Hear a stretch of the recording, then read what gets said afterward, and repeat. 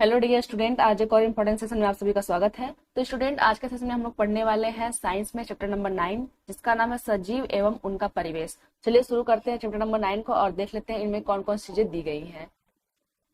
सबसे पहले हम लोग बात करेंगे आवास और अनुकूलन के बारे में। देखिए, जो आवास होता है वो प्रत्येक एनिमल का अलग अलग आवास होता है। वो अपने आवास में रहने के लिए अलग अलग प्रकार से अनुकूलित रहता है। जैसे मरुस्थल में जल बहुत कम मात्रा में उपलब्ध होता है। मरुस्थल दिन में बहुत गर्म एवं रात में बहुत ठंडा होता है। तो जो मरुस्थलीय एनिमल होते हैं वो क्या करते हैं, मरुस्थल में पाए जाने वाले पौधे और जंतु क्या करते हैं, भूमि पर रहते हैं एवं उनके श्वसन के लिए आसपास की वायु का उपयोग करते हैं। तो जो मरुस्थल में रहने वाले जो लोग होते हैं उनके लिए क्या होता है, जल बहुत कम ही मात्रा में उपलब्ध होता है। इसलिए इनके बॉडी में इस प्रकार की संरचनाएं होती हैं जिससे इनको जल की बहुत कम आवश्यकता हो। और दिन में क्या होता है, बहुत गर्म होता है, रात में बहुत ठंडा होता है। इसके लिए इनका जो बॉडी होता है वो अनुकूलित होता है। जैसे जो हमारा ऊंट होता है, ऊंट किस प्रकार से अपने आप को मरुस्थल में अनुकूलित करता है। सबसे पहला उसका ये होता है कि देखिए उसका जो पैर होता है काफी लंबा होता है, जिससे क्या होता है कि जो मान लीजिए यहाँ पे रेत है, इसका पैर लंबा है तो ये जो रेत से इसकी जो बॉडी का कांटेक्ट है वो बहुत दूर होता है, जिस प्रकार से उसके शरीर को कम गर्मी लगती है। तो वही दिया गया है जिससे उसका शरीर रेत की गर्मी से दूर रहता है। दूसरा है कि उसमें मूत्रोत्सर्जन की मात्रा बहुत कम होती है, मतलब जो यूरिन उसका निकलता है वो बहुत कम निकलता है, जिससे जो वाटर लॉस होती है वो बहुत कम होता है। तीसरा है कि उसका जो मल होता है वो शुष्क होता है, मतलब सूखा हुआ होता है, जिसके द्वारा कम जल की मात्रा निकलती है। चौथा ये है कि उन्हें पसीना स्वेद भी नहीं आता है, मतलब जो जंतु मरुस्थल में रहते हैं उन्हें पसीना नहीं होता है, क्योंकि जो मरुस्थल में रहने वाले जब जीव हैं वो अगर उनको पसीना आएगा तो उनके शरीर से वाटर लॉस होगा। जब वाटर लॉस होगा तो वो उस एनवायरमेंट में रहने के लिए अनुकूलित नहीं रहेंगे। तो यहाँ पे जाए, क्योंकि शरीर से जल का ह्रास बहुत कम होता है इसलिए जल के बिना भी वह अनेक दिनों तक रह सकते हैं। तो कौन कौन सा कंडीशन है, एक तो पैर लंबा हो गया, दूसरा उनमें यूरिन कम निकलता है, तीसरा जो उनका मल होता है वो शुष्क होता है, और उनमें पसीना बहुत कम आता है, इसलिए वो क्या करते हैं, मरुस्थल में रहने के लिए अनुकूलित होते हैं। अगला हमारा है मछली। देखिए मछली क्या होती है, जल में रहती है। अब मछली जो होती है जल में रहने के लिए कैसे अनुकूलित है, दिया गया है कि इन सभी का शरीर धारा रहित होता है। जैसे हम लोगों ने कल के चैप्टर में पढ़ा हुआ था कि जो मछली होती है उसका शरीर क्या होता है, बीच में से फूला हुआ होता है और किनारे और आगे पतला होता है। इस प्रकार से मछली का शरीर होता है। इसी संरचना को हम लोग बोलते हैं धारा रहित संरचना। उनकी यह आकृति उन्हें जल के अंदर विचरण करने में सहायता करती है। जो मछली होती है वो जल में कैसे रह पाती है, इसमें ये लोग क्या करते हैं, हेल्प करते हैं। मछलियों का शरीर चिकने सल्कों से ढका होता है। देखिए जो मछली होती है उनका जो शरीर होता है उस पे क्या होता है, चिकने सल्क लगे होते हैं इस प्रकार से, इन्हीं को हम लोग बोलते हैं सल्क। तो ये क्या होता है, ये क्या करते हैं, मछली के शरीर को सुरक्षा प्रदान करते हैं, साथ ही उन्हें जल में सुगम गति करने में सहायक होते हैं। ये जो सल्क होते हैं, मछली की जो बॉडी होती है, क्योंकि बहुत ही नाजुक होती है, बहुत ही मुलायम होती है उसकी बॉडी, इसलिए ये जो सल्क होते हैं वो मछली की बॉडी की सुरक्षा करते हैं। आगे है कि मछली के पंख एवं पूंछ चपटी होती है, उन्हें जल के अंदर दिशा परिवर्तन एवं संतुलन बनाए रखने में सहायता करती है। तो देखिए जो मछली होती है उसकी क्या होती है, जो पंख होती है और जो पूंछ होती है वो दोनों चपटी होती है। जो हमारी इस प्रकार से जो हमारी मछली होती है तो इस पे क्या होते हैं, पंख लगे होते हैं इस प्रकार से, ये क्या होती है, चपटी होती है, और उसकी जो पूंछ होती है वो भी क्या होती है, इस प्रकार से होती है, और ये चपटी होती है। तो ये क्या करती है, जल में दिशा परिवर्तन और संतुलन बनाए रखने के लिए मदद करती है। अगला है कि मछली के गिल क्लोम होते हैं, उसे जल में श्वास लेने के लिए सहायता करते हैं।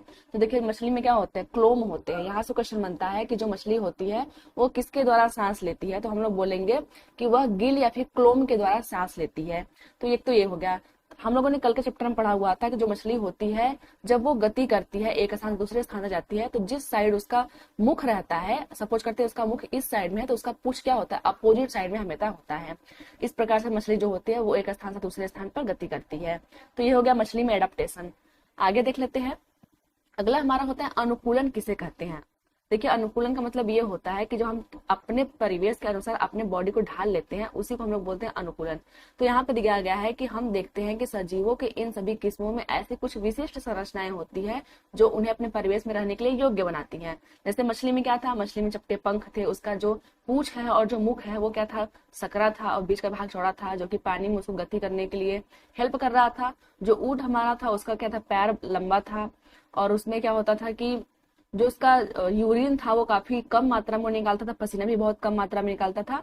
तो वो क्या होता है, विशिष्ट संरचना बन गई है जिससे उनका बॉडी क्या है, एडॉप्टेड है, जिससे वे प्राय पाए जाते हैं। विशिष्ट संरचनाओं अथवा स्वभाव की उपस्थिति किसी पौधे अथवा जंतु को उसके परिवेश में रहने के लिए योग्य बनाती है। तो जो भी हम लोग का जो विशिष्ट संरचना पाई जाती है किसी भी एनिमल में, वहां के कंडीशन में रहने के लिए, उसी को हम लोग क्या बोलते हैं, अनुकूलन बोलते हैं। विशिष्ट जंतु भिन्न परिवेश के प्रति अलग रूप से अनुकूलित होते हैं। जैसे कोई भी जंतु है वो अपने परिवेश में रहने के लिए अलग अलग प्रकार से अनुकूलित होता है। हम लोग आगे पढ़ लेते हैं। आगे है आवास। देखिए आवास का मतलब सीधे सीधे है कि जहाँ पे हम रहते हैं। तो जैसे हम लोग हैं तो अपना घर बना के रहते हैं, लेकिन कुछ ऐसे एनिमल होते हैं जो पानी में रहते हैं, कुछ ऐसे एनिमल रहते हैं जो मरुस्थल में रहते हैं, कुछ ऐसे भी हैं जो उड़ते हैं, और कुछ ऐसे भी हैं क्या करते हैं, पानी की तलहटी में रहते हैं। तो पढ़ लेते हैं आवास किसे कहते हैं। देखिए यहाँ पे लिखा गया है स्थल, जमीन पर पाए जाने वाले पौधे एवं जंतुओं का आवास स्थलीय आवास कहलाता है। मतलब जो लोग जमीन पे रहते हैं उसको हम लोग बोलते हैं स्थलीय आवास, उसके आवास को हम लोग क्या बोलते हैं, स्थलीय आवास बोलते हैं। जैसे क्या हो गया, वन हो गया, घास का मैदान हो गया, मरुस्थल हो गया, तटीय एवं पर्वतीय क्षेत्र हो गया, ये क्या होते हैं, स्थलीय आवास के अंतर्गत आते हैं। तो स्थलीय आवास के अंतर्गत कौन कौन आता है, वन हो गया क्योंकि ये स्थल पर रहता है, घास का मैदान हो गया, मरुस्थल हो गया, तटीय इलाका हो गया, और पर्वतीय क्षेत्र होता है वो क्या होता है, स्थलीय आवास के अंतर्गत आते हैं। दूसरा हमारा है जलीय आवास। इसमें क्या होता है, जलाशय आता है, दलदल आता है, झील, नदियां, समुद्र, जहां पौधे एवं जंतु जल में रहते हैं, उन्हें हम लोग क्या कहते हैं, जलीय आवास कहते हैं। ये हम लोग देख लेंगे। जो आवास था वो कितने प्रकार का था, दो प्रकार का था, एक स्थलीय था और एक जलीय था। दिया गया है कि विश्व के विभिन्न भागों में पाए जाने वाले वनों, घास के मैदानों, मरुस्थलों, तटीय एवं पर्वतीय क्षेत्रों में बहुत विषमताएं मिलती है। तो देखिए सीधी सीधी बात यह है कि जो वन वाले इलाके होते हैं वो काफी घने होते हैं, वहां पे किसी एक प्रकार के जंतु पाए जाते हैं। जो घास का मैदान होता है वहां पे किसी दूसरे प्रकार के जंतु पाए जाते हैं। तो ये क्या होता है, बहुत सारी विषमताएं देखने को मिलती है हमें। आगे देख लेते हैं, जैव एवं अजैव घटक के बारे में पढ़ते हैं कि जैव और अजैव घटक क्या क्या होते हैं। तो देखिए जैव घटक का मतलब ये है कि जिनके अंदर प्राण है, या फिर जो सारी क्रियाएं करते हैं, लिविंग ऑर्गेनिज्म के सारी क्रियाएं करती हैं, उनको हम लोग बोलते हैं जैव घटक। और अजैव घटक का मतलब ये होता है कि जिनके अंदर प्राण न हो। पढ़ लेते हैं हम लोग, किसी आवास में पाए जाने वाले सभी जीव जैसे पौधे एवं जंतु जैव घटक है। तो जैव घटक के अंतर्गत कौन आता है, एक तो पौधों को रखते हैं हम लोग और एक जंतुओं को रखते हैं। आगे हमारा है चट्टान, मिट्टी, वायु, जल जैसी अनेक निर्जीव वस्तुएं। यहाँ पे क्या दिया गया, निर्जीव वस्तुएं, जिनके अंदर जान नहीं है, जिनके अंदर प्राण नहीं है, वस्तुएं आवास के अजैव घटक के अंतर्गत आते हैं। अब अजैव घटक के अंतर्गत क्या क्या था, एक तो मिट्टी था, चट्टान था, वायु, जल था। दूसरा सूर्य का प्रकाश भी क्या है, एक अजैव घटक है, और उष्मा भी क्या होती है, एक अजैव घटक होती है। तो देखिए जो हम लोग का जो जैव और अजैव घटक होता है, तो जैव घटक के अंतर्गत हम लोग पौधे और जंतु को रखते हैं, अजैव घटक के अंतर्गत उनको रखते हैं जिनके अंदर प्राण नहीं होता है। और ये क्वेश्चन जो है वो एग्जाम में बार बार पूछता है। आपको 4 ऑप्शन दे दिए जाएंगे और उसमें से आपको 3 अजैव घटक और 1 जैव घटक डाल करके आपका ऑप्शन दे देगा आपको। आगे देख लेते हैं, पर्यानुकूलन किसे कहते हैं। देखिए अनुकूलन और पर्यानुकूलन में दोनों में बहुत अंतर होता है। जैसे जो अनुकूलन होता है, जैसे जो हमारा ऊंट है वो क्या है, रेगिस्तान में रहने के लिए अनुकूलित है। लेकिन जैसे मान लीजिए हम लोग कहीं घूमने जाते हैं, वहां पे अगर हम मैदानी इलाके के हैं और हम पहाड़ी इलाकों में जा रहे हैं, तो वहां क्या होती है, बहुत ठंडी पड़ती है। तो हम लोग वहां जाने से पहले क्या करते हैं, स्वेटर, शाल वगैरह लेके जाते हैं। तो वहां रहने के लिए हम लोग क्या करते हैं, पर्यानुकूलन करते हैं। मतलब कुछ छोटे टाइम के लिए, शॉर्ट टाइम के लिए जो हम लोग अपने अंदर परिवर्तन करते हैं उसको हम लोग पर्यानुकूलन बोलते हैं। और जो अनुकूलन होता है वो परमानेंट होता है। देख लेते हैं आगे हम लोग, अपने परिवेश में होने वाले परिवर्तनों के साथ सामंजस्य स्थापित करने के लिए कुछ जीवों में थोड़े समय के लिए, कितने समय के लिए, बहुत थोड़े शॉर्ट टाइम के लिए परिवर्तन हो सकते हैं। उदाहरण के लिए यदि हम मैदानी क्षेत्र में रहते हैं और अचानक ही ऊंचे पर्वतीय क्षेत्र में चले जाएं, तो हम कुछ दिनों तक श्वास लेने एवं शारीरिक व्यायाम में असुविधा होगी। अगर हम लोग पर्वतीय क्षेत्र में जाते हैं तो हमें क्या होती है, श्वास लेने में और शारीरिक व्यायाम करने में हमें क्या होती है, असुविधा होती है, क्योंकि वहां ऑक्सीजन लेवल हमें कम महसूस होता है। पहाड़ पे हमें तीव्र गति से श्वास लेना पड़ता है। कुछ दिनों बाद हमारा शरीर पर्वतीय क्षेत्र के वातावरण के प्रति अपने आप को ढाल लेता है तथा हमें श्वास लेने में कोई परेशानी नहीं होती है। तो देखिए यही मैंने कहा कि जो शॉर्ट टाइम के लिए जो चीजें हमारे अंदर जो परिवर्तित होती है उनको हम लोग क्या बोलते हैं, पर्यानुकूलन बोलते हैं। तो यहाँ पे दिया गया है, अल्प अवधि में किसी एक जीव के शरीर में होने वाले छोटे छोटे परिवर्तन पर्यानुकूलन कहलाते हैं। तो आई होप कि आप लोगों को अनुकूलन और पर्यानुकूलन में अंतर समझ में आ गया होगा। यह दिया गया है कि यह परिवर्तन हजारों वर्षों में हुए अनुकूलन से भिन्न है। इसका मतलब ये होता है जो अनुकूलन होता है वो हजारों वर्षों लग जाते हैं उसको होने में, लेकिन जो पर्यानुकूलन होता है बहुत शॉर्ट टाइम में होता है और बहुत शॉर्ट टाइम के लिए होता है। आगे देख लेते हैं विभिन्न आवासों की यात्रा। हम लोग अब यात्रा करते हैं, देख लेते हैं कौन कौन से आवास कहाँ कहाँ होते हैं। सबसे पहले हम लोग पढ़ेंगे स्थलीय आवासों के बारे में। स्थलीय आवासों में सबसे पहले हम लोग मरुस्थल के बारे में पढ़ेंगे। तो देखिए यहाँ पे दिया गया मरुस्थल में रहने वाले चूहे एवं सांप के ऊंट के भांति लंबे पैर नहीं होते। अब अभी हम लोगों ने पढ़ा है कि जो मरुस्थल में रहने वाले जो जीव होते हैं, जैसे ऊंट हमारा हो गया, उसका पैर काफी लंबा होता है ताकि वो क्या हो, रेत से जो रेत की गर्मी है उससे वो बच सके। तो जो हमारा चूहा और सांप है वो क्या रहे, वो तो सीधे जमीन के संपर्क में होके चल रहा है, तो वो कैसे बचता है। तो देख लेते हैं वो लोग क्या करते हैं, दिन की तेज गर्मी से बचने के लिए वो भूमि के अंदर गहरे बिलों में रहते हैं। तो ये देखिए सांप है और ये चूहा है। तो ये क्या हो गया कि जैसे ही जब दिन में गर्मी होती है तो ये क्या होता है, ये बिल बनाकर बिल के अंदर घुस जाते हैं। इस प्रकार क्या होता है कि तेज धूप से अपने बॉडी को बचा लेते हैं। और फिर क्या होता होगा, रात के टाइम ये सब निकलते होंगे। आगे है रात्रि के समय जब तापमान में कमी आती है तो ये जंतु बाहर निकलते हैं। तो इस प्रकार से जो जंतु, जो बड़े बड़े एनिमल्स हैं, वो तो उनके पैर लंबे हैं, बाकी उनमें जो पानी का लॉस ना हो इसलिए पसीना कम आ रहा है। लेकिन जो बहुत छोटे जंतु हैं वो टेम्परेचर से कैसे बच पाए उसके लिए क्या करते हैं, ये जमीन के अंदर चले जाते हैं और रात्रि के समय अपना निकलते हैं। आगे देख लेते हैं मरुस्थलीय पौधे। अब मरुस्थल में दो प्रकार के रहते हैं लोग, जैसे एक तो आपका जंतु हो गया और एक पौधा हो गया। तो हम लोगों ने जंतुओं में एडाप्टेशन तो पढ़ लिया, अब हम लोग पढ़ेंगे पौधे अपने आप को कैसे अनुकूलित करते हैं। तो देखिए जो पौधे होते हैं वो वाष्पोत्सर्जन द्वारा जल की बहुत कम मात्रा निष्कासित करते हैं। हम लोगों ने भी पढ़ा है कि जो एनिमल्स हैं उनमें कम जल की मात्रा निष्कासित हो, इसके लिए वो क्या करते हैं, अपने बॉडी से कम पसीना निकालते हैं। लेकिन जो पत्तियां होती है वो क्या करती हैं कि फोटोसिंथेसिस द्वारा अपने बॉडी से कम जल की मात्रा को निकालती हैं। कैसे, मरुस्थलीय पौधों में पत्तियां या तो अनुपस्थित होती हैं या तो होती ही नहीं है या बहुत छोटी होती हैं। कुछ पौधों में पत्तियां कांटों स्थूल का रूप ले लेती है। इससे पत्तियों में होने वाले वाष्पोत्सर्जन में होने वाले जल का ह्रास में कमी आती है। जैसे अभी हम लोगों ने क्या मैदानी इलाकों के पत्तों को हम लोग देखें तो जो मैदानी इलाकों के जो पत्ते होते हैं वो काफी चौड़े होते हैं, इस प्रकार से होते हैं। लेकिन अगर हम लोग रेगिस्तानी पत्तों को देखें तो वो देखिए ये इस प्रकार से, एक नागफनी का मैंने फिगर बनाया हुआ है, ये नागफनी है, ये हमारी नागफनी हो गई। तो वो क्या होता है कि ये नागफनी है, तो ये क्या है, ये तना है, इसके ऊपर जो इसे तो कांटे लगे होते हैं वो क्या है, उसकी पत्ती है। तो जब पत्ती इतनी सकरी है तो वाष्पोत्सर्जन कहाँ होगा, क्योंकि जो फोटोसिंथेसिस होता है वो पत्तियों से ही होता है। अब जब इसका जो पत्ती है वो कांटों के रूप में बदल गया है तो फोटोसिंथेसिस जो होता है वो काफी कम होता है, जिससे वाटर लॉस जो होता है वो बहुत कम होता है। और यहाँ क्या है, यहाँ ढेर सारे स्टोमेटा है, ढेर सारे स्टोमेटा आपको दिखाई दे रहे हैं। अब सभी स्टोमेटा से वाटर लॉस होता है तो इसमें क्या होता है, ज्यादा वाष्पोत्सर्जन होता है। ऐसे ही जो मरुस्थलीय पौधे होते हैं वो अपने पत्तियों से कम पानी का लॉस होने देते हैं, इस प्रकार से वो अपने आप को एनवायरनमेंट में एडॉप्ट करते हैं। आगे है नागफनी में पत्ती ऐसी जिस संरचना को आप देखते हैं, देखिए ये क्या है, ये एक नागफनी है, ये क्या है, ये उसका तना है जो हरा वाला भाग है, और इस पे आपको कांटे दिखाई दे रहे होंगे, छोटे छोटे कांटे दिखाई दे रहे होंगे, ये इसकी पत्तियां हैं। तो दिया गया है कि जिस संरचना को आप देखते हैं, पत्ती जैसी संरचना जो होती है वो वास्तव में इनका क्या है, तना है। वो क्या है, तना है। इन पौधों में प्रकाश संश्लेषण सामान्यतः तने में होता है। वो क्या करते हैं, तने में प्रकाश संश्लेषण करते हैं।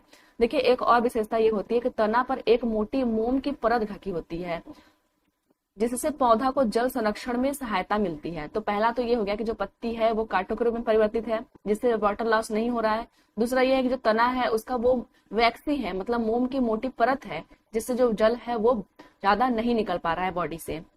अधिकतर मरुस्थलीय पौधों की जड़ें जल अवशोषण के लिए मिट्टी में बहुत गहराई तक चली जाती हैं, मतलब जो उनकी जड़ें होती हैं वो काफी गहराई तक जाती है जिससे इनको पानी मिल सके। आगे देख लेते हैं हम लोग देखेंगे पर्वतीय क्षेत्र में जो जंतु होते हैं, जो पौधे होते हैं, वो अपने आप को कैसे अडॉप्ट करते हैं, अपने आप को कैसे अनुकूलित करते हैं। तो दिया गया है ये आवास क्षेत्र सामान्यतः बहुत ठंडे होते हैं और इनमें तेज हवा चलती है। तो देखिए जो पर्वतीय जो क्षेत्र होता है वो तो बहुत ठंडा होता है और तेज हवाएं भी चलती हैं। कुछ क्षेत्रों में शीतकाल में हिमपात भी होता है। सामान्यतः शंक्वाकार होते हैं, इनकी शाखाएं तिरछी होती है। तो देखिए जो पौधे होते हैं वो क्या होते हैं, शंकु के आकार के होते हैं, कुछ इस प्रकार से होते हैं, कुछ इस प्रकार से होते हैं पौधे। और क्या होती है, इनकी जो शाखाएं होती है वो तिरछी होती है। सपोज करते हैं अगर ये शाखा है तो ये इस प्रकार से तिरछी होती है, इस प्रकार से। जैसे क्या होता है, जो बर्फ हमारा होता है अगर वो इस पे पड़े तो ये फिसल जाए, इस प्रकार से नीचे फिसल जाए अगर बर्फ पड़े इसके ऊपर। तो वही दिया गया है, जो शाखाएं होती है वो तिरछी होती है। इनमें से कुछ वृक्षों की पत्तियां सुई के आकार की होती हैं, इससे वर्षा का जल एवं हिम सरलता से नीचे खिसक जाता है। जैसे मैंने आपको बताया कि अगर यहाँ से हिमपात होता है तो ये क्या होगा, आसानी से खिसक सकता है नीचे, जिससे पौधों को जो होते हैं, पौधों को कोई किसी भी प्रकार की हानि नहीं होगी। आगे देख सकते हैं जंतुओं के बारे में बात करते हैं। अभी तो हमने पौधों के बारे में बात किया, अब जंतु अपने आप को कैसे एडॉप्ट करते हैं वहां पे। तो पर्वतीय क्षेत्र में पाए जाने वाले जो जंतु होते हैं वहां की परिस्थिति के प्रति अनुकूलित होते हैं। उनकी त्वचा मोटी होती है या फर ठंड से उनका बचाव करती है। अब ये जो याक आपको दिखाई दे रहा है, इसकी त्वचा होगी काफी मोटी होगी, और इसका जो बॉडी है देख रहे होंगे कि पूरा ये फर मतलब बालों से ढका हुआ है। शरीर को गर्म रखने के लिए याक का शरीर लंबे बालों से ढका होता है। तो ये जो याक एनिमल है, इसको शरीर को गर्मी देने के लिए इसका जो बाल होता है वो पूरे बॉडी को ढक लेता है। अच्छा, एक पॉइंट और होता है, जो याक होता है उसके जो बाल होते हैं ना, उससे भी जो है स्वेटर वगैरह बनाए जाते हैं, तंतु बनाए जाते हैं। आगे देख लेते हैं पहाड़ी तेंदुआ के बारे में। यह पहाड़ी तेंदुआ है, स्नो लियोपर्ड है, के शरीर में फर होते हैं। इसके भी शरीर पे क्या होते हैं, फर होते हैं, मतलब पतले पतले बाल होते हैं। यह बर्फ पे चलते समय अपने पैर को ठंड से बचाता है। पहाड़ी जो बकरी होती है उसके जो खुर होते हैं काफी मजबूत होते हैं, ताकि वो ढाला चट्टानों पे आसानी से दौड़ने के लिए अनुकूलित हो सके। तो देखिए जो तेंदुआ होता है वो क्या होता है, उसके जो शरीर होती है उसमें फर होती है, जिससे ये ठंड में बच सकता है। और जो बकरी यहाँ की होती है वो क्या होती है, उसकी खुर जो होती है काफी नुकीली होती है, काफी मजबूत होती है, जिससे ये पहाड़ी इलाकों में आसानी से चल या फिर दौड़ सके। आगे देख लेते हैं हम लोग घास स्थल के बारे में पढ़ते हैं। अभी हम लोगों ने मरुस्थल के बारे में पढ़ा, फिर पहाड़ी स्थल के बारे में पढ़ा, अब हम लोग घास स्थल के बारे में पढ़ेंगे। इसका मतलब अब हम मैदानों के बारे में पढ़ने वाले हैं। मैदान में रहने वाले एनिमल अपने आप को कैसे एडॉप्टेड करते हैं। तो देखिए यहाँ पे है शेर। शेर वन में अथवा घास स्थल में रहता है तथा यह एक ऐसा शक्तिशाली जंतु है जो हिरन जैसे जंतुओं का शिकार कर उन्हें मारकर खा जाता है। तो जो शेर होता है वो क्या करता है, शिकार करता है। अब शिकार करने के लिए इसमें कौन कौन सी अनुकूलित अवस्थाएं होती है। देखिए पहला यह है कि शेर के अगले पैर के नखर लंबे होते हैं, मतलब जो ये इसका अगला जो पैर है उसके जो नाखून होते हैं वो काफी लंबे लंबे होते हैं, जिन्हें वह पादा उंगलियों के अंदर खींचकर छिपा लेता है। मतलब जो ये इसका नाखून होता है उसको छिपा लेता है। इसका जो कलर होता है, दूसरा ये पॉइंट आपका ये है कि जो इसका कलर होता है वो काफी मटमैला होता है, हल्का भूरा रंग का, जिससे क्या होता है सूखे घास में यह छिप जाता है। ये देख रहे होंगे जिस कलर का ये घास है उसी प्रकार का उसी कलर का ये जो शेर की बॉडी है उसका कलर है। इस प्रकार से ये क्या होता है, जो ये घास का मैदान है उसमें छुपा रहता है और अपने एनिमल का अपने जो शिकार है उसको मारता है। याद रखिएगा चेहरे के सामने आंखें होती हैं। देखिए जो शिकारी होता है उसकी जो आंखें होती है ना वो फेस के जस्ट सामने होती है, और जो भागने वाले जंतु होता है उसकी जो आंखें होती है वो दोनों साइड में होती हैं। सपोज करते हैं अगर ये चेहरा है तो जो शिकार करने वाला है उसकी जो आंखें होती है वो बिल्कुल सामने होती है, और जो शिकार है उसकी जो आंखें होती है वो बगल में होती है, ताकि वो चारों डायरेक्शन में देख सके। तो यहाँ पे है चेहरे के सामने आंखें उसे वन में दूर तक शिकार खोजने में सहायता करती हैं। आगे है कि दूसरा जंतु हम लोग हिरन के बारे में पढ़ने वाले हैं। हिरन अपने आप को कैसे अनुकूलित किया हुआ है देख लेते हैं। दूसरा जंतु हिरन है जो वन या फिर घास स्थल में रहता है। पौधों के कठोर तनों को चबाने के लिए उसके मजबूत दांत होते हैं। मतलब जो हिरन है वो घास खाता है, उसके लिए उसके पास मजबूत दांत है। हिरन को अपने शिकारी शेर जैसे जंतु जो अपना शिकार बनाते हैं की उपस्थिति की जानकारी आवश्यक है, ताकि वह उसका शिकार न बन सके और वहां से भाग जाए।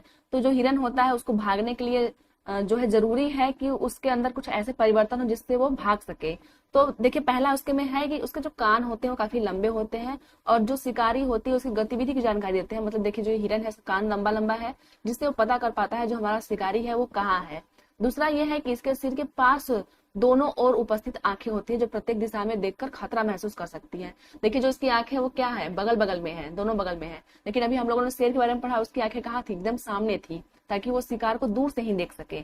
आगे हिरन की तेज गति उसे शिकारी से दूर भागने में सहायता करती है, और हिरन जो होता है काफी तेज दौड़ता है, जिससे शिकारी से वह दूर भाग सकता है। तो इस प्रकार का अनुकूलन हिरन के अंदर होता है। आगे अब हम लोग देखेंगे कुछ जलीय आवास के बारे में बात करेंगे। अभी हम लोगों ने मरुस्थलीय आवास के बारे में बात किया, उसके बाद हम लोग पर्वतीय और फिर मैदानी आवास के बारे में बात कर लिया है। अब हम लोग पढ़ेंगे जो समुद्र में रहने वाले जीव जंतु होते हैं वो अपने आप को कैसे अनुकूलित करते हैं पानी के अनुसार। तो देखिए पहले इसमें दिया गया है जो स्क्विड होता है और ऑक्टोपस होता है जैसे जंतु, कुछ समुद्री जंतुओं का शरीर आमतौर पर धारा रहित नहीं होता है। अभी हम लोगों ने पढ़ा जो मछली होती है उसका जो शरीर होता है वो नाव के आकार का होता है, जिसको हम लोग बोलते हैं धारा रेखी आकार। लेकिन कुछ ऐसे जंतु होते हैं जिनका जो शरीर होता है वो धारा रहित नहीं होता है। जैसे जो हमारा ऑक्टोपस है वो कुछ इस प्रकार से होता है, ये उसका सर हो गया, और इस प्रकार से उसके बॉडी से क्या होता है, कई इसके पैर निकले होते हैं। इस प्रकार से जो ऑक्टोपस होता है वो होता है। तो क्या होता है, इसका जो बॉडी है वो धारा रहित नहीं है, नाव के आकार की नहीं है, इस प्रकार से नहीं है। तो ये कैसे समुद्र में चलता है? तो देखिए जब भी ये गति करता है ना, तो ये क्या करता है कि अपने जो पैर है उसको मोड़ लेता है और धारा रहित बना लेता है। तो आगे पढ़ लेते हैं। वे समुद्र के गहराई तलहटी में रहते हैं तथा अपनी ओर आने वाले शिकार को पकड़ते हैं। जब वे जल में चलते हैं तो अपने शरीर को धारा रहित बना लेते हैं। तो मैंने जैसे पहले बताया कि क्या करते हैं, अपने शरीर को बोट लाइक स्ट्रक्चर में बना लेते हैं। ये जल में श्वास लेने के लिए इनमें गिल या फिर क्लोम होते हैं। तो आप लोग याद रखिएगा कि जो स्क्विड है और जो ऑक्टोपस है वो किससे सांस लेता है? गिल या फिर क्लोम से सांस लेता है। और मछली भी किससे सांस लेती है? गिल या फिर क्लोम से सांस लेती है। लेकिन बात आती है डॉल्फिन और व्हेल की। तो देखिए जो डॉल्फिन और व्हेल है, जैसे कुछ जंतुओं में गिल नहीं होता है, अब इनमें गिल ही नहीं है। ये मछली तो है लेकिन इनमें क्या होती है, जो क्लोम होते हैं वो है ही नहीं। तो ये लोग सांस कैसे लेंगे? तो यहाँ पे दिया गया है कि ये सिर पर स्थित नासा द्वार द्वारा अथवा वात छिद्रों द्वारा सांस लेते हैं। मतलब इनके पास क्या होता है, नासा द्वार होता है, नाक जैसी संरचना होती है और वो क्या होते हैं, बार बार बाहर निकलते हैं। जो डॉल्फिन होती है, जो व्हेल होती है, वो क्या होती है, पानी से बाहर छलांग लगाती है। क्यों? क्योंकि वो वायुमंडल के ऑक्सीजन को ले लेती है, उस बहुत लंबे समय तक फिर पानी में रहती है। यहाँ दिया गया है ये जल में लंबे समय तक बिना श्वास लिए रह सकते हैं। जब इन्हें श्वास लेना होता है तो वो जल के बाहर निकलते हैं और छलांग लगाते हैं। फिर जो वायुमंडल की जो ऑक्सीजन होती है वो लोग ले करके उसको फिर से वाटर में चले जाते हैं। अब देख लेते हैं हम लोग तालाब और झील के बारे में। जो तालाब के जंतु, जीव जंतु होते हैं, पौधे होते हैं, वो कैसे अपने आप को अनुकूलित करते हैं। तो इसमें दिया गया है इन पौधों का जो तना होता है काफी लंबा होता है, खोखला एवं हल्का होता है। अब देखिए वाटर में रहना है तो जब तक इनका तना खोखला नहीं होगा, उसमें वायु नहीं भरी रहेगी, तो वो किस प्रकार से रहेंगे? क्योंकि उनको वाटर पे तैरना होता है, इसलिए जो उनका जो तना होता है वो खोखला होता है और जो उनकी बॉडी होती है वो हल्की होती है। तना जल की सतह पर वृद्धि करता है ताकि जबकि पत्तियों एवं फूल जल की सतह पर प्लवित करते हैं। प्लवन मतलब होता है बहना। जैसे ये जो पौधा है वो क्या हो रहा है, प्लवन हो रहा है। इसका जो रूट देख रहे होंगे पानी में नहीं जमा हुआ है, ये क्या है, फ्लोट हो रहा है जल में। ये क्या कर रहा है, प्लवन हो रहा है, बह रहा है पानी के साथ में। तो वही बोला गया है। आगे देख लेते हैं। कुछ जलीय पौधे जल में पूर्ण रूप में डूबे होते हैं। देखिए कुछ पौधे ऐसे होते हैं जो पूरी तरह से डूबे होते हैं। ऐसे पौधों को सभी भाग जल में वृद्धि करते हैं। इनमें से कुछ पौधों की पत्तियां सकरी एवं पतले रिबन की तरह होती है। जैसे जो पौधे होते हैं ना, ये क्या होते हैं, जो सपोज करते हैं ये वाटर है और जो इनकी पत्तियां होती है ना वो रिबन लाइक होती है, कुछ इस प्रकार से होती है। ये रिबन लाइक होती है ताकि इसमें जो जो वाटर है वो आसानी से इसके आर पार जा सके। तो वही चीज बोला गया है, यह बहते जल में सरलता से मुड़ जाती है। कुछ अन्य जलमग्न पौधों की पत्तियां बहुत अधिक विभाजित होती हैं, जिससे जल इनके बीच से बहता रहता है और पत्ती को कोई भी क्षति नहीं होती है। तो वही बोला गया जो जो जलीय पौधे होते हैं वो अपने आप को कैसे एडॉप्ट करते हैं। आगे दिया गया कि जो मेढक है वो कैसे रहता है। तो देखिए आमतौर पर तालाब में पाया जाने वाला एक जंतु है। जो मेढक होता है वो कहाँ पाया जाता है, तालाब में पाया जाता है। यह तालाब के जल एवं स्थल दोनों पे रह सकता है। देखिए जो मेढक होता है उसको हम लोग बोलते हैं एम्फीबियन। एम्फीबियन मतलब जल और स्थल दोनों में रहने वाला जंतु। मतलब हम लोग बोल सकते हैं इसको उभयचर। तो ये जल में रहता है और स्थल में रहता है, तो कैसे अपने कार्य को करता है। दिया गया है कि इसके पश्चपाद लंबे और मजबूत होते हैं जो छलांग लगाने एवं शिकार पकड़ने में सहायता करते हैं। तो जब भी ये स्थल पर रहता है तो क्या करता है, छलांग लगा के अपने शिकार को पकड़ता है। इसके पश्चपाद में जाल युक्त पादांगुलियां होती हैं जो जल में तैरने के लिए सहायता करती हैं। तो देखिए अगर वो स्थल पे रहता है तो क्या होता है, इसको जो जो पीछे वाला पैर है काफी मजबूत होता है जिससे वो छलांग लगाकर शिकार को पकड़ सकता है। लेकिन जब वो जल में रहता है तो उसके में क्या है, जाल युक्त पादांगुलियां होती हैं जो तैरने में सहायता करती हैं। देखिए जो उसकी अंगुली होती है कुछ इस प्रकार से होती है, इस प्रकार से होती है और उसके बीच में क्या होता है, पतली झिल्ली होती है। इसके बीच में क्या होता है, ये पतली झिल्ली द्वारा जुड़ी होती है जिससे इसको तैरने में आसानी होती है। तो ये आपका हो गया मेढक। आगे देख लेते हैं। अब देखते हैं सजीव। जो सजीव होते हैं उनके कौन कौन से लक्षण होते हैं। तो जो जितने भी जीवित जंतु हैं सबसे पहले उनको क्या करना होता है, भोजन लेना होता है। क्योंकि जीवित रहने के लिए सबसे अधिक क्या जरूरी है, भोजन। तो उनको क्या होती है, भोजन की आवश्यकता होती है। अब जो भी जीवित जंतु है वो वृद्धि तो करेगा ही। अगर कोई जीवित प्राणी है तो उनमें वृद्धि अवश्य होती है। और क्या होता है, श्वसन करने के लिए उन्हें ऑक्सीजन भी चाहिए। गाय, भैंस, कुत्ता, बिल्ली ऐसे जंतुओं में कुछ जंतुओं में श्वसन की क्रिया मनुष्य की तरह ही होती है। जो गाय होती है वो नाक से सांस लेती है, भैंस, कुत्ता, बिल्ली ये सब क्या करते हैं, मनुष्य की तरह सांस लेते हैं। लेकिन कुछ जंतु ऐसे होते हैं, जैसे केचुआ हमारा हो गया, केचुआ त्वचा द्वारा सांस लेता है। क्वेश्चन अब यहाँ से बनता है, जो केचुआ होता है उसमें श्वसन जो होती है वो कैसे होती है, तो आपको दे देगा फेफड़े से होता है, त्वचा से होता है, गिल या फिर क्लोम से होता है। तो आपको क्या करना है कि वो त्वचा से सांस लेता है। अगला एक मछली जो होती है वो गिल से सांस लेती है, जिसकी सहायता से वो जल में बीले घुली जो जो घुली हुई ऑक्सीजन होती है उसको ले लेती है। तो देखिए जो मछली होती है वो गिल से, जो केचुआ आपका होता है वो त्वचा से लेता है सांस, अब जो हमारी डॉल्फिन थी वो नाक के छिद्रों से, नासा छिद्रों से सांस लेती थी। अगला हमारा है सभी जो सजीव होते हैं उद्दीपन के प्रति अनुक्रिया करते हैं। अब ये उद्दीपन कौन सा वर्ड आ गया? देखिए उद्दीपन मतलब होता है कि जैसे मान लीजिए हम किसी को टच करते हैं तो जो उसको फील होता है उसको हम लोग बोलते हैं उद्दीपन। कुछ पौधे भी ऐसे होते हैं जिनको हम लोग टच करते हैं तो उन्हें फील होता है। जैसे पौधे भी उद्दीपन के प्रति अनुक्रिया दर्शाते हैं। कुछ पौधों के पुष्प केवल रात्रि के समय ही खिलते हैं, कुछ पौधों के पुष्प सूर्यास्त के बाद बंद हो जाते हैं। एक देखिए जैसे कुछ पौधे ऐसे होते हैं जैसे सिर्फ रात्रि में खिलते हैं, वो क्या है, रात के प्रति उद्दीपित है। जब उन्हें महसूस होता है कि अब रात्रि हो चुकी है, सूर्य जा चुका है, तब वो खिलते हैं। और कुछ पौधे ऐसे होते हैं जो सूर्य जब डूबता है तो वो भी क्या होते हैं, बंद हो जाते हैं। अगला एक एग्जाम्पल आपका छुई मुई का है, जिसको हम लोग गुल मेहंदी बोलते हैं। गुल मेहंदी के पौधों की पत्तियां छूने पर अचानक मुरझा सिकुड़ जाती हैं। यह पौधों में उद्दीपन के प्रति अनुक्रिया के उदाहरण है। तो यहाँ जो आपका क्वेश्चन बनता है वो यहाँ से बनता है कि जो छुई मुई है वो क्या करते हैं, उद्दीपन के प्रति अनुक्रिया देती है। उसकी पत्तियां ऐसे तो फैली होती हैं, लेकिन जैसे ही हम लोग छूते हैं वो क्या करती है, अपने जो पत्ती होती है उसको सिकुड़ लेती है और इस क्रिया को हम लोग होते हुए देखते हैं बिल्कुल। तो ये आपका हो गया। आगे देख लेते हैं। अगला हमारा है सभी जो सजीव होते हैं, सजीव वस्तुएं अपने परिवेश में होने वाले परिवर्तनों के प्रति अनुक्रिया दर्शाते हैं। कोई भी परिवर्तन होता है तो उसके प्रति वो क्या करते हैं, अनुक्रिया दर्शाते हैं। अगला हमारा है सजीवों में उत्सर्जन करते हैं। जो सजीव होते हैं वो क्या करते हैं, एक्सक्रिएटरी मटेरियल को अपने शरीर से बाहर निकालते हैं। अगर वो कुछ खाएंगे तो एक्सक्रिएटा तो बनेगा ही उनके शरीर में, तो उनको क्या करते हैं, बाहर से निकालते हैं। उन्हीं को हम लोग बोलते हैं उत्सर्जन, मतलब वेस्ट मटेरियल को अपने शरीर से बाहर निकालना। अगला है सभी जो सजीव होते हैं प्रजनन करते हैं।